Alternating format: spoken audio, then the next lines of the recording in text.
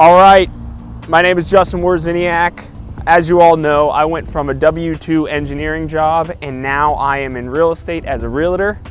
I wanted to go ahead and tell you guys, what to do in your first 90 days to set you up for success.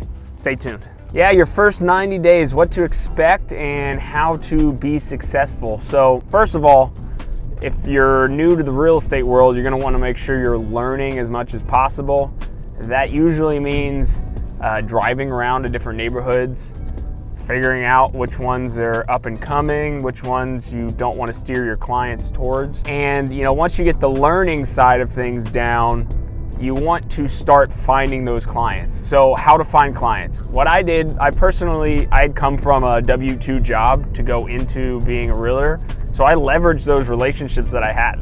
And you're gonna wanna leverage the relationships that you currently have by telling everyone in your network that you're a realtor.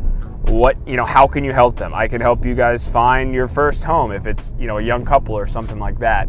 Or, if it's a family member that has a home or has property, you can tell them that, you can help them sell it. Now's a good time to sell. The market's red hot. What happens when you've exhausted those relationships or you don't necessarily have them set up? You're gonna have to find clients. And this could be a little tricky. What I did, and I found a lot of success with this, was actually cold calling expired listings. So what I mean by that, so the expired listing means that the seller wanted to sell at some point in the last, 6 months to a year. They wanted to sell, and for some reason, it didn't sell. So what I do is I go to that specific listing and I try to figure out, hey, why did it not sell? Were the pictures not great? Was timing not great with the market, etc. And I will then skip trace the owner and I will call them and I will figure out how I can be of service to them. So can I sell your house for you? Can I help you buy a new house? Are you an investor? Do you need more property? And you just open the dialogue up. It's not great just cold calling people all the time. It's not the most fun thing in the world.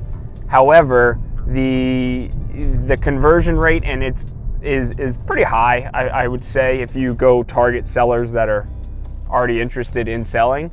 But you have to do it. Like, if you want to be successful in this game, you have to target and find sellers. And so this is one of the ways to do that.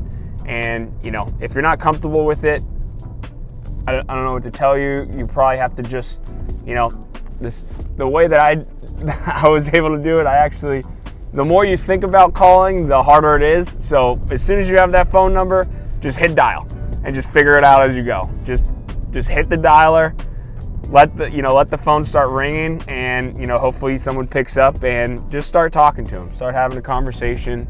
And I've had a lot of success with that. Now you found clients. What else is involved in those first 90 days? So if you're like me, I came from a W-2 job. W-2 job had provided me with benefits. It had provided me with, a salary, and then also it had provided me with, I didn't have to worry about taxes, essentially. So that was automatically taken out of my paycheck. So now, as a 1099 self-employed independent contractor, as a realtor, I have to make sure that when I do get a commission, that I'm not just going out and spending it all like it's free money. I like to put away about 30% of that I put into a tax account, just to make sure that that's there for when it comes time to pay my taxes.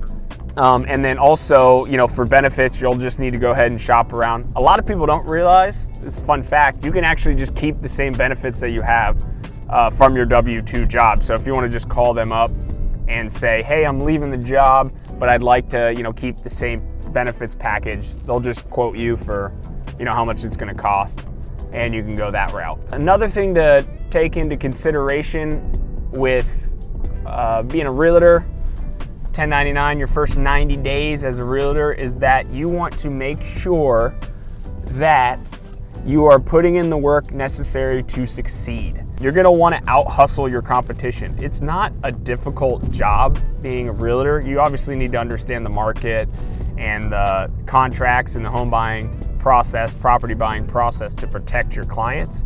However, if you put in the work and you grind, if you go out and you're trying to find sellers, that's what's gonna set you apart. And once you do have the success of, closing some transactions, representing a buyer, helping a client sell their home, make sure that you advertise across social media. This is key. Make sure you're promoting your success across social media or, different avenues, telling people about your success, because what that does is it gives you credibility. At first, you're gonna want to promote that success, and then over time, you'll actually see the referral-based aspect of real estate really playing to your benefit, where people are now contacting you to represent them rather than you having to cold call and contact sellers. Till next time, if you enjoyed this video, if you enjoyed our little chat here, like, subscribe, and stay tuned. Until next time, Cowboy out.